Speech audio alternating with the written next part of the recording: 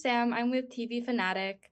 So, Hi. sorry, is my audio working okay? It's a It little was choppy, clipping. but it seems better now.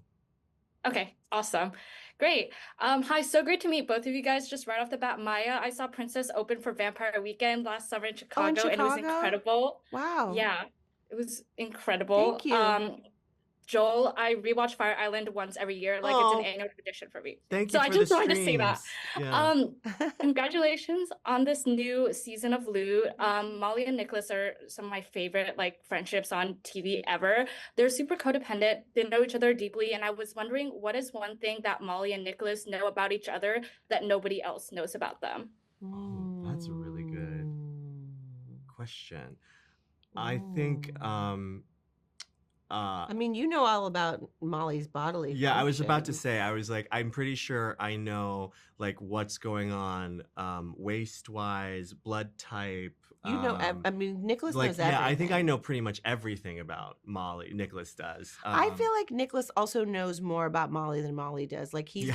he's watched her sleep. Yeah, yeah, yeah, And I think the same for Molly, I would have to say. Like those vulnerable moments, like maybe she's caught him, she's tiptoed down to the kitchen and seen him curled up in a little ball, like yeah. asleep at his computer. I think like the crux of their friendship is that they see each other, and so like I think Mhm. like it's hard to narrow it down to like one thing that they know, but like I genuinely think that Molly is maybe one of the only characters that sees the vulnerability that's really at the core of Nicholas and the thing that he tries to hide the most, Mhm. and that's why their friendship works so well. Yeah, absolutely. What would you say is one thing that they've learned from being friends with each other?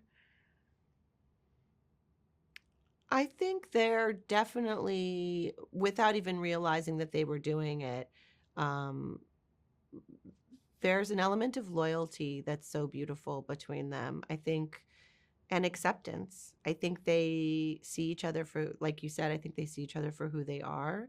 And I think they show up for each other. I love to play the silliness of their codependence, but I also love that they are each other's person, really. And that goes well beyond a romantic relationship, a work relationship. It's about the person. It's about love for the person. Well, Um, well, and I think too, Nicholas has learned so much from Molly in terms of I think, would have been very happy staying in the stasis of their old life and just doing that forever for the foreseeable future. And through watching Molly sort of rediscover her life and replot her life from zero, basically, I think he's learned that he can want more for himself too. That stasis wasn't working for Molly, but it also wasn't really working for Nicholas either. yeah. And so I think that's another thing that they sort of take away from each other. Yeah, that's a really thoughtful way of putting it. I also think it's really interesting in this season, Arthur is now, Molly's boyfriend, and I was wondering how that introduces a point of tension between these two really codependent friends who now have kind of this third person, I guess, like in between them. Well, both Nicholas and Molly have their own relationships with Arthur. And I think as supportive as Nicholas is about that relationship, I think he always is incredibly protective because he only knows one way to take care of her and wants to make sure that no one hurts her and no one messes that up. So, um, we were talking about how the entire Wells Foundation gets to enjoy them having a relationship now because everyone's rooting for them. I think that, and everyone loves each other. But at the same time, we all know that those inter-office relationships can tend to break ties and cause tension. And so there's that aspect as well. I think that Arthur coming in to freeze up Nicholas in a way, because even when she was married to Adam Scott's character before, I think Nicholas was still the one who was fulfilling a lot of her emotional Yes. needs.